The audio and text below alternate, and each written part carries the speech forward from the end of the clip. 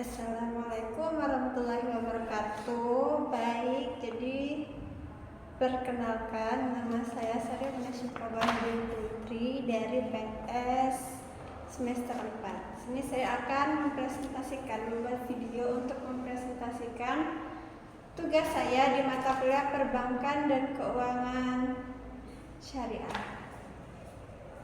Jadi langsung saja kita ke makalah pertama. Di sini saya akan menjelaskan 5 makalah. Di sini pertama-tama kita akan menjelaskan makalah pertama. Jadi makalah pertama itu membahas tentang apa itu Islamic Social Finance. Jadi Islamic Social Finance itu adalah dana sosial tapi berbasis syariah.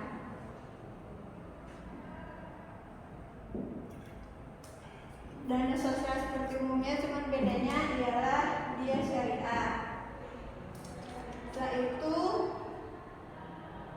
ruang lingkup dari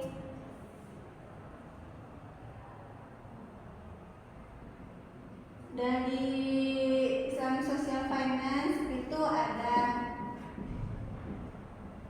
zakat, infak, sedekah, dan juga ada wakaf.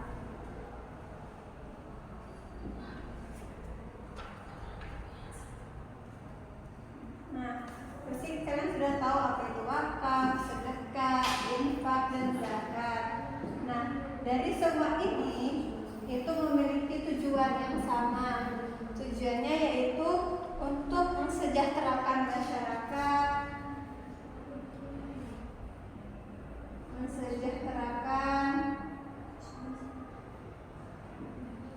membantu kesenjangan sosial,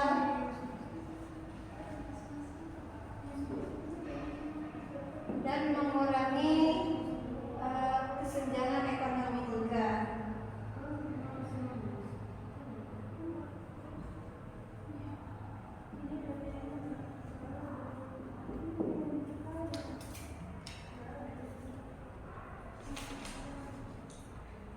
Setelah itu sejarah dan perkembangannya di Indonesia. Awalnya di Indonesia Islamic Social Finance itu mengelolanya dengan sangat sederhana, seperti dari masjid, dari orang-orang yang bertugas secara mandiri untuk mengambil dana sosial. Sedangkan sekarang ada versi digitalnya, jadi kita nggak usah tuh mencari orang, jadi langsung ada digital yang khusus untuk pembayaran Islamic Social Finance, dana sosial syariah. Setelah itu kita masuk kepada karakteristik.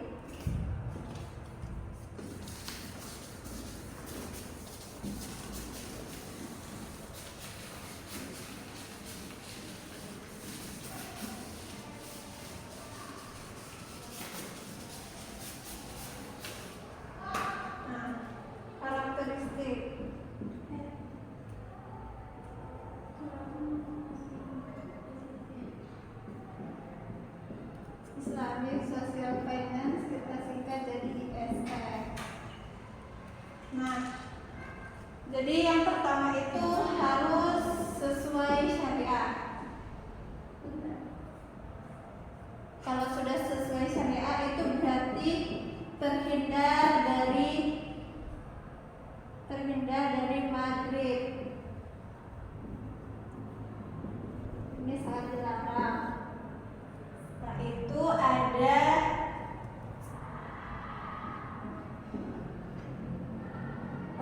mensejahterakan, berorientasi untuk masyarakat.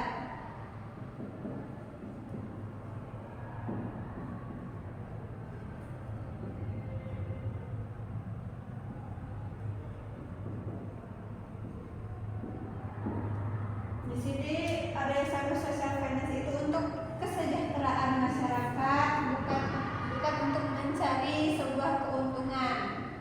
Setelah itu ada juga keadilan sosial.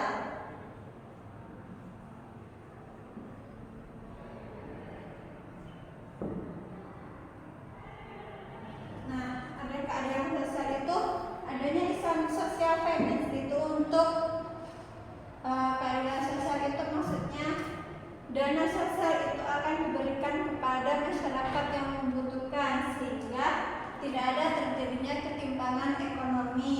Jadi itu bisa dinamakan dengan keadilan sosial. Setelah itu ada juga bersifat sosial.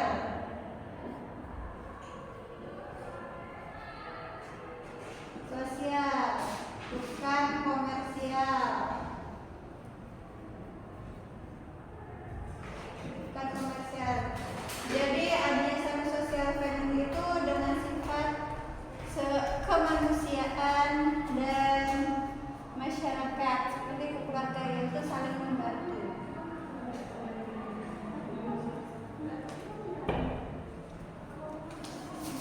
Setelah itu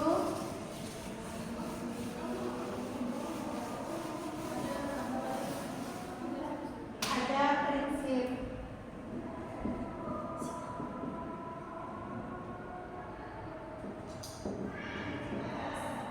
Prinsip-prinsip Islamic Social Finance.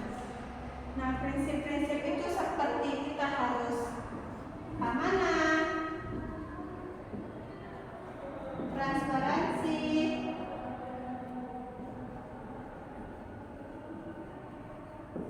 akuntabilitas,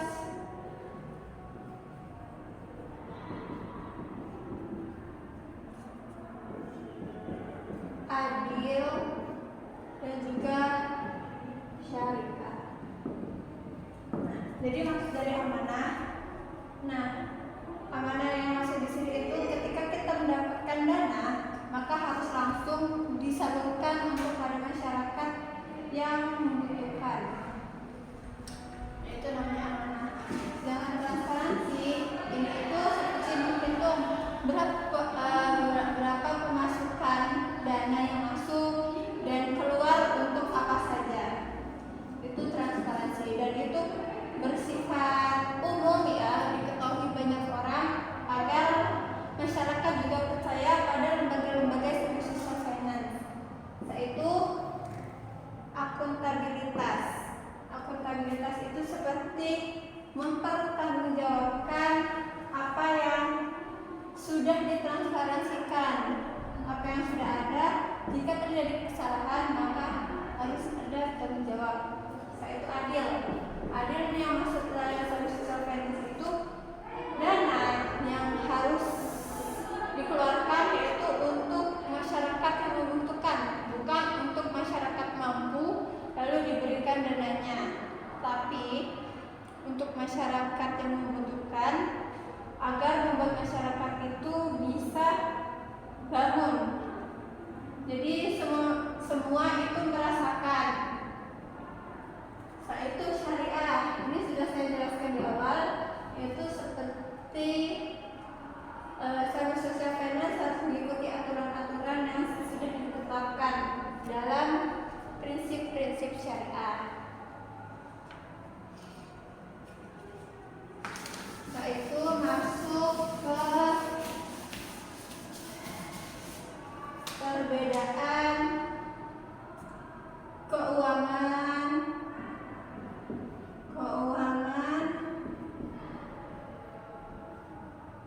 komersial,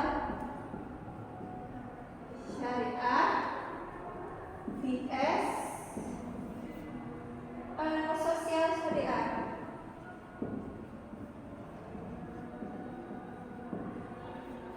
Nah, jadi perbedaan komersial syariah dan sosial syariah, kalau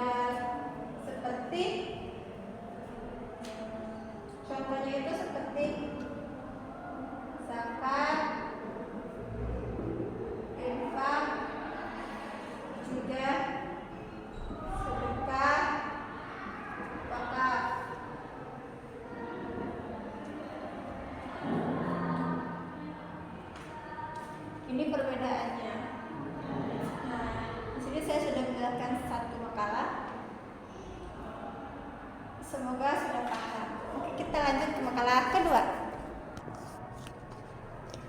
Baik, di sini saya akan menjelaskan makalah kedua, yaitu tentang landasan normatif Islamic Social Finance, perspektif syariah dan hukum positif.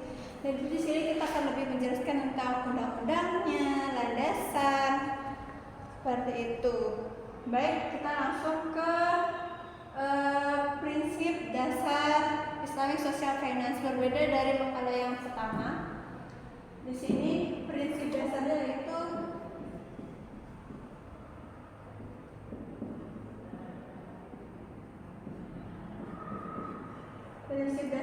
yaitu ada adil. Adil masih sama ya seperti yang tadi. Adil, inklusi dan pemberdayaan.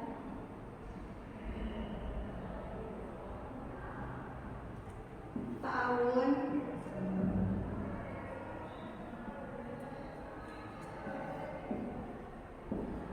keberlanjutan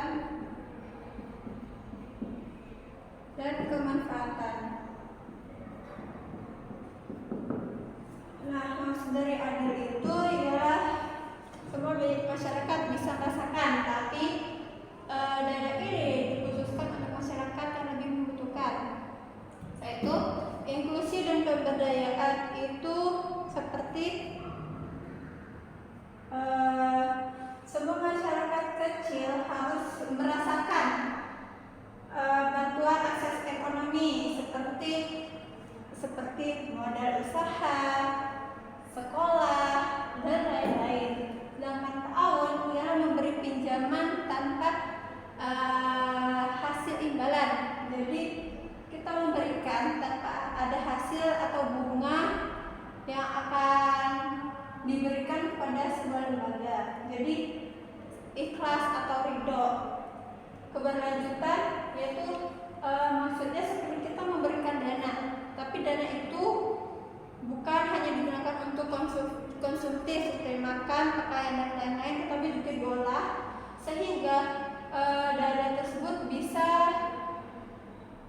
berkelanjutan jangka panjang untuk masyarakat yang mendapatkan dana sosial, yaitu manfaat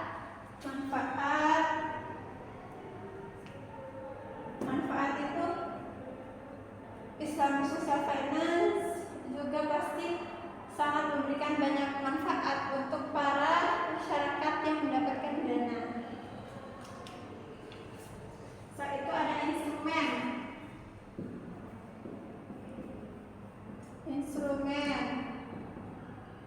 instrumennya ada zakat,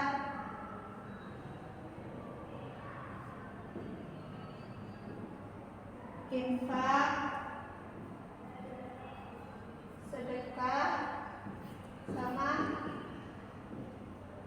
qardul hasan.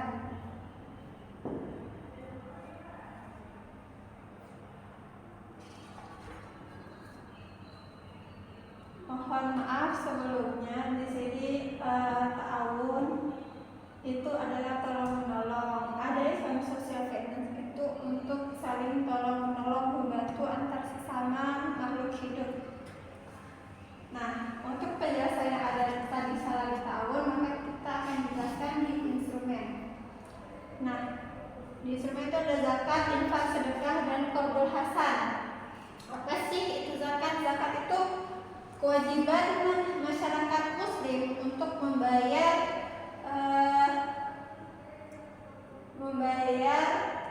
sebagian hartanya yang akan digunakan untuk membantu masyarakat lain.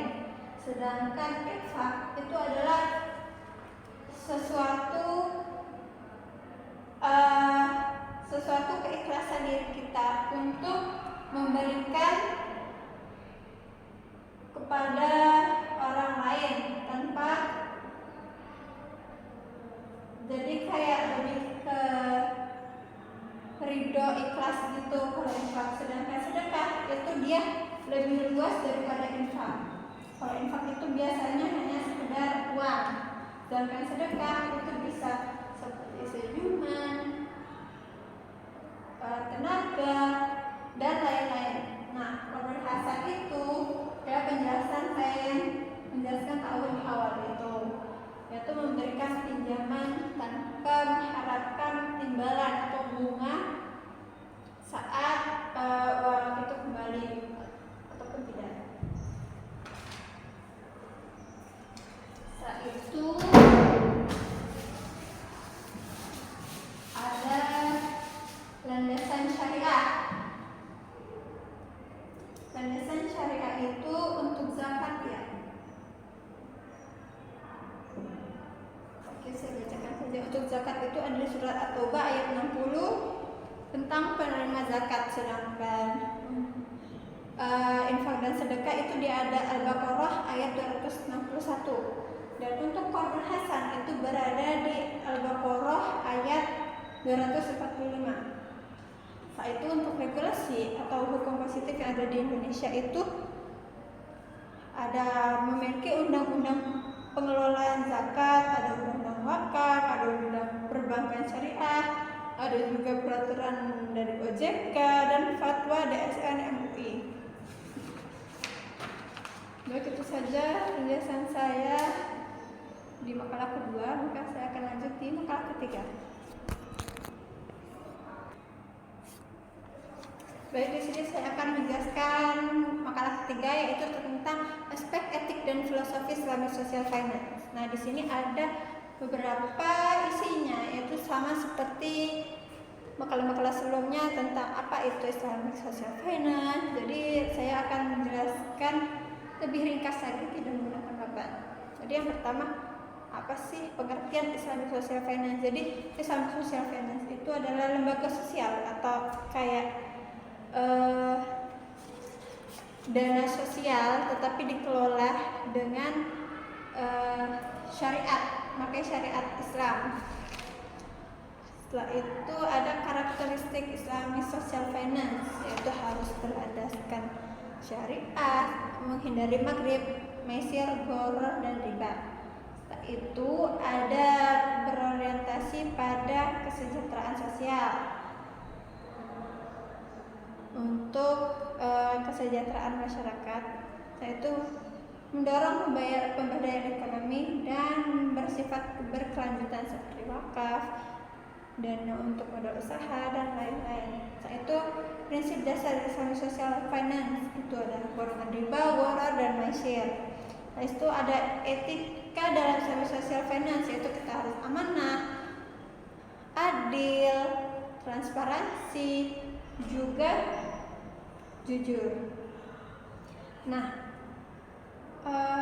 topik penting yang ada dalam makalah ketiga ini tentang maqasid syariah.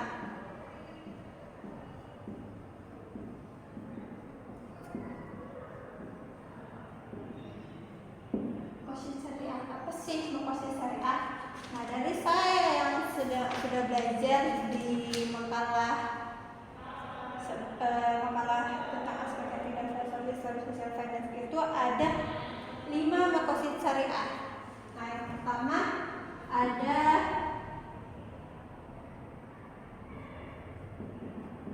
hifzuddin, ada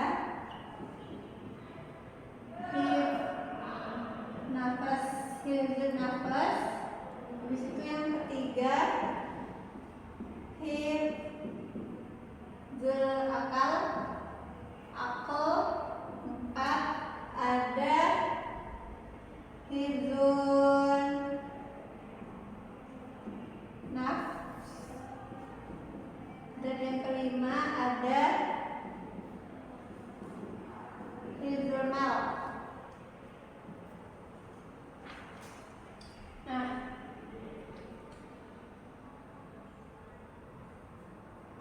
Nah, hifzuddin itu ialah menjaga agama. Menjaga agama. Jadi adanya Islamic Social Finance itu adalah untuk menjaga nilai religius kita. Sedangkan hifzun nafas itu adalah menjaga diri.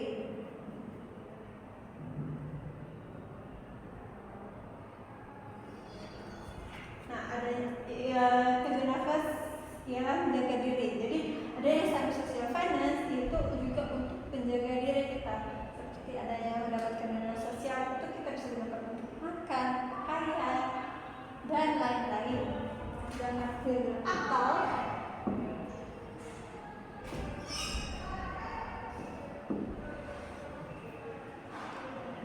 kalau hibzul akal itu seperti dana zakat dan wakaf yang digunakan untuk mengupgrade akal kita, seperti bantuan beasiswa, sekolah, dan lain-lain. Setelah itu ada hibzun nafs. Hibzun nafs itu hibzun nafs, menjaga keturunan.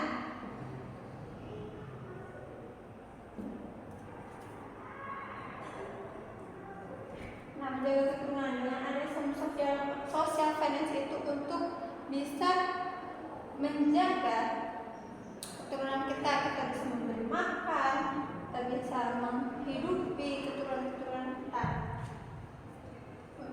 Setelah itu ada hifzul mal, harta, yaitu menjaga harta. Nah, itu adalah menjaga harta. Dari Islamic Social Finance itu mengajarkan bahwa kita harus lebih adil ketika ada orang yang merasakan hartanya berlebih atau cukup dan ingin memberikan sebagian hartanya untuk pada orang yang membutuhkan. Itu ada di jurnal. Yaitu pembahasannya tentang hubungan maqasid syariah dan Islamic Social Finance. Nah, jadi maqasid syariah itu sebagai landasan yang sangat dasar untuk Islamic Social Finance. Jadi kayak ini itu sebagai acuan gitu, ada Islamic Social Finance yang untuk kelima aspek ini. Jadi ada Islamic Social Finance, dana sosial Islam itu bukan hanya untuk bantuan sesaat, tapi untuk membantu sesama muslim dan lain-lain, juga berkelanjutan. Itu poinnya. Oke, itu saja makalah ketiga, dan saya akan lanjutkan pada makalah keempat.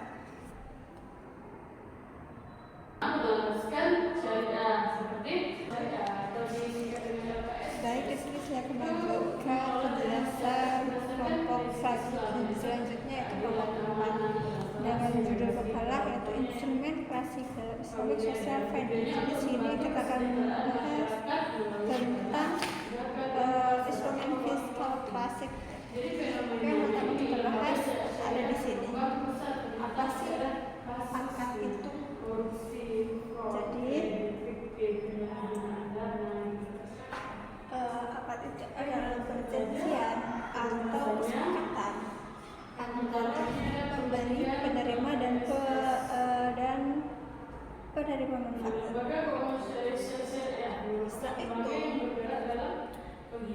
akad itu juga menjadi dasar kegiatan sosial, yaitu memiliki aturan dan harus jelas dan lain-lain. Setelah itu dengan adanya akad ini juga membantu lebih jelas, lebih transparan. Setelah itu ada prinsip-prinsip akad. Prinsip-prinsip akad adalah Islamic Social Finance untuk ikhlas, sukarela, amanah, adil, dan tolong-menolong.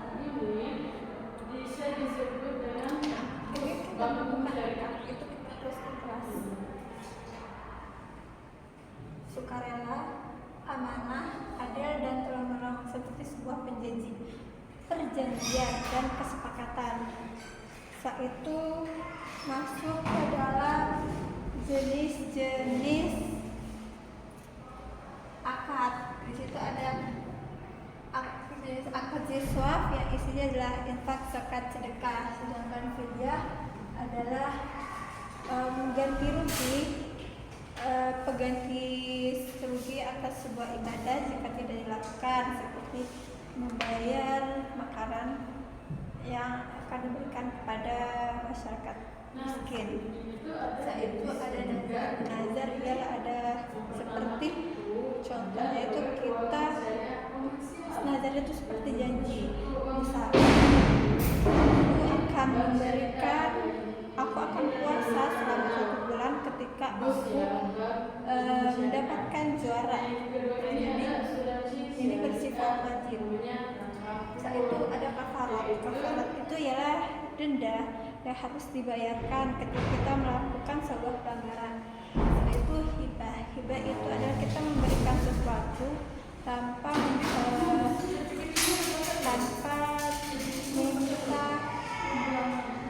dampak balik kita. Intinya kita harus ikhlas, sukarela ketika menghibahkan sebuah barang kepada orang.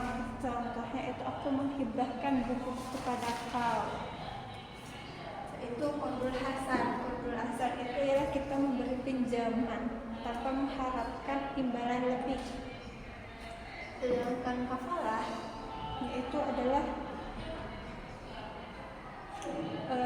di sini itu jawabannya adalah yang diberikan seseorang atau lembaga kepada pihak lain, seperti dengan tujuan agar orang memperoleh pembiayaan, kepercayaan, dan lain-lain.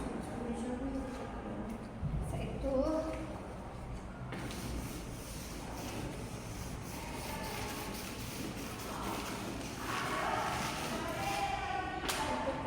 kita akan membahas fungsi akad dari Syariah Sosial Finance.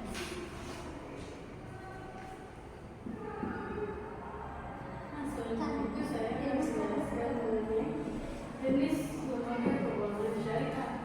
Nah, yang pertama ini adalah lembaga keuangan syariah komersial. Nah, itu seperti bank syariah yang menggunakan aset mutaroka,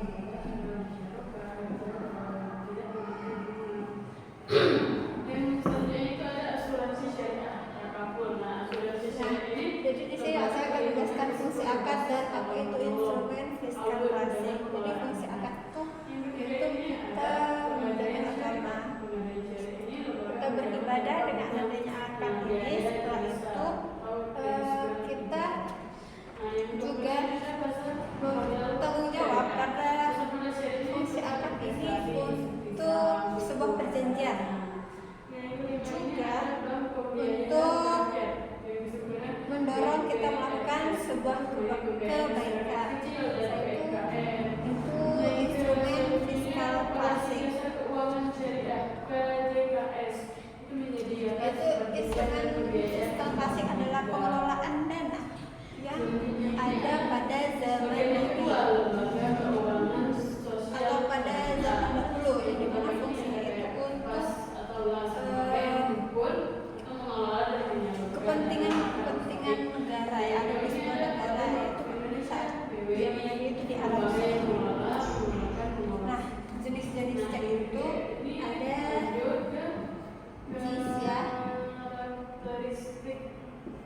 ada jizyah, ada faqih, ada diyah, ada fidyah.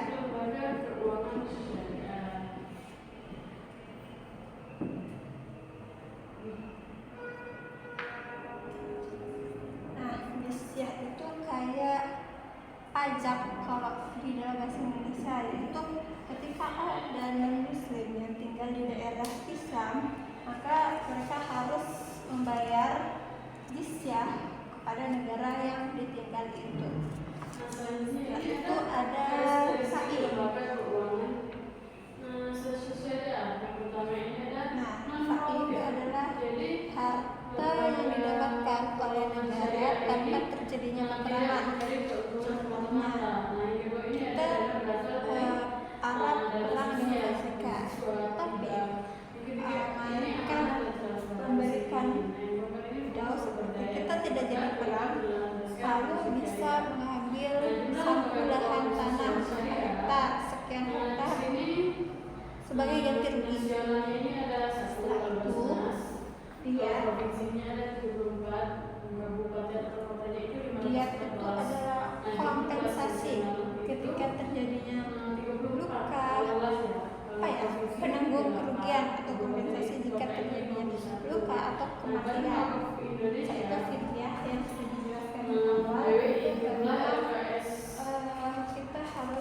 ganti rugi sebuah ibadah jika tidak dilakukan. Itu biasanya dilakukan kepada perempuan yang tidak melakukan puasa wajib ketika bulan Ramadan dan tidak bisa mengganti seperti menyusui, melahirkan dan lain-lain, itu diwajibkan membayar fidyah dan juga berbentuk harus memberikan makanan. Itu ada hukumnya berapa dan akan diberikan kepada masyarakat yang membutuhkan.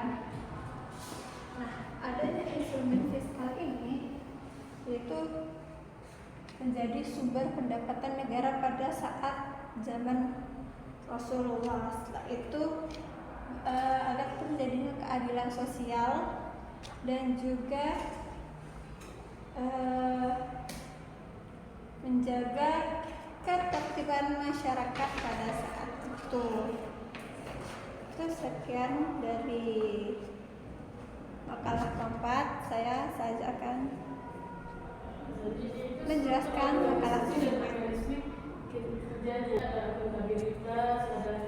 Dan di sini saya akan menjelaskan materi terakhir di kelompok 5 yaitu tentang struktur dan tata kelola lembaga keuangan sosial syariah di Indonesia. Nah, ini bahan presentasinya. Jadi yang pertama, apa sih itu LKSS? Jadi LKSS adalah lembaga keuangan sosial syariah.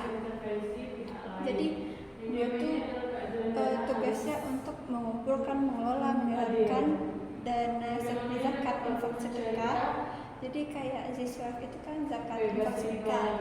LKSS itu adalah lembaganya yang mengelola badannya. Setelah itu jenis-jenis LKSS yaitu ada komersial syariah dan juga ada lembaga keuangan syariah sosial.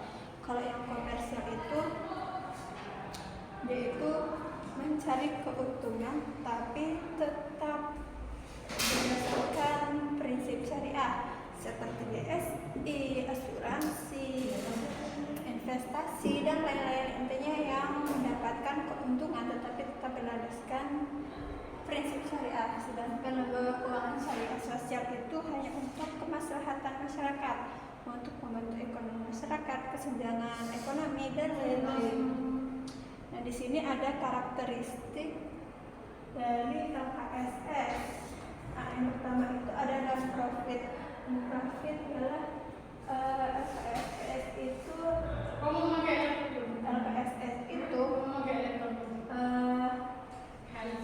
kita dapatkan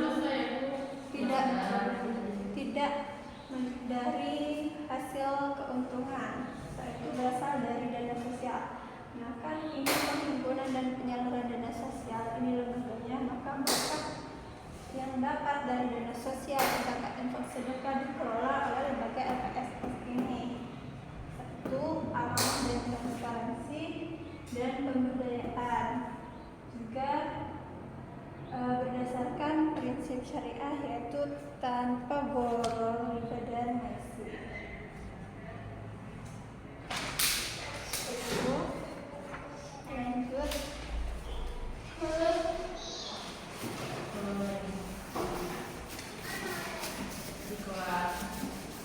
jumlah LKSS. Jadi di dalam makalah yang saya pelajari ini, jumlah LKSS yang ada di Indonesia itu sudah cukup luas. Sekitar dari contohnya Basnas itu memiliki nasional 1 di provinsi 34, kabupaten atau kota sebanyak 514. Sedangkan di LAS itu nasionalnya ada 34, provinsi 28, kabupaten atau kota ada 51. Nah, setelah itu ada struktur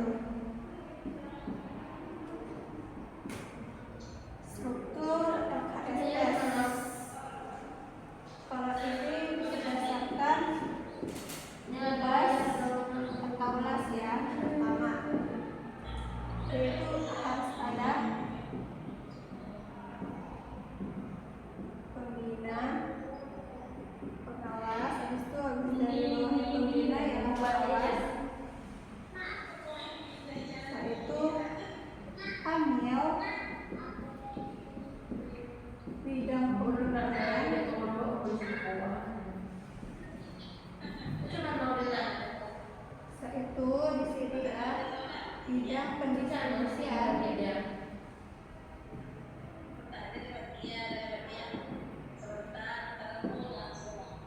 bidang keuangan. Itu ada bidang keuangan. Baik, saya jelaskan di bagian bas atau las. Nah, pertama itu ada bidang pembina. Pembina itu ialah memberi arah atau kebijakan yang ada di dalam lembaga LKSS ini. Itu pengawas. Pengawas itu yang mengawasi jalannya lembaga, sedangkan amil itu bertugas untuk menjalankan operasional, anggap seperti karyawan. Nah, di sini ada penghimpun. Penghimpun itu orang-orang yang mengumpulkan dana-dana sosial. Ada pendistribusian yang akan mengelola atau membuat laporan, sedangkan keuangan yang akan seperti menghitung dana-dana yang sudah didapatkan.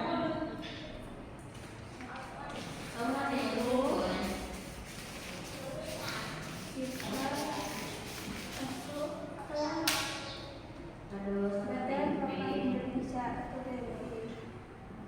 Ada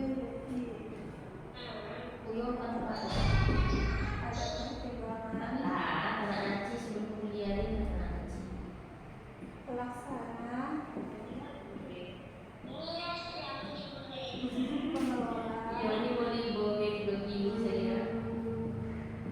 penadir, pengawas. Terus bawah itu ada sosialisasi.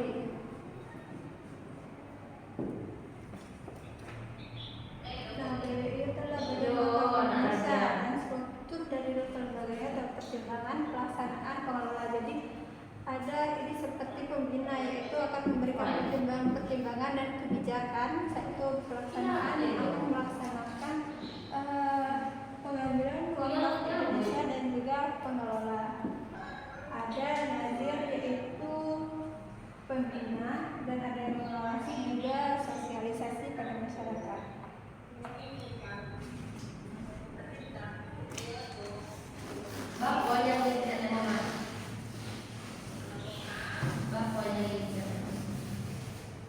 Mekanisme LKSS itu kita harus menghimpun, mengelola, menyalurkan, mengawas, dan melaporkan. Jadi kita himpun, habis itu mengelola, menyalurkan, terus kita amati, baru kita membuat laporan. Nah, itu dalam LKSS itu memiliki prinsip ada transparansi, jujur, ada transparansi, akuntabilitas, independensi, keadilan, dan kepatuhan. Nah, transparansi itu kan sebagai bukti-bukti ya, atau laporan yang sudah pengeluaran, pemasukan, penghimpun, penyeluruhan yang ada di dalam suatu lembaga. Sedangkan akuntabilitas itu mempertanggungjawabkan laporan yang sudah kita tuangkan. Setelah itu ada responsibilitas, yaitu menjalankan kegiatan-kegiatan atau kewajiban yang kita dapat di dalam suatu lembaga. Setelah itu ada independensi, itu kita berdiri sendiri tanpa adanya campur tangan dari lembaga-lembaga lain. Setelah itu adil, penyaluran harus adil, yaitu dana harus diberikan kepada masyarakat yang sangat membutuhkan. Setelah itu ada kepatuhan syarat.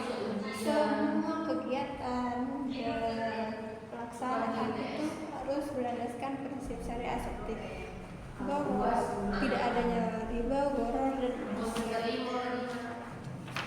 baik, itu saja presentasi dari saya. Jika ada salah dan tidak jelas, mohon dimaafkan dan terima kasih.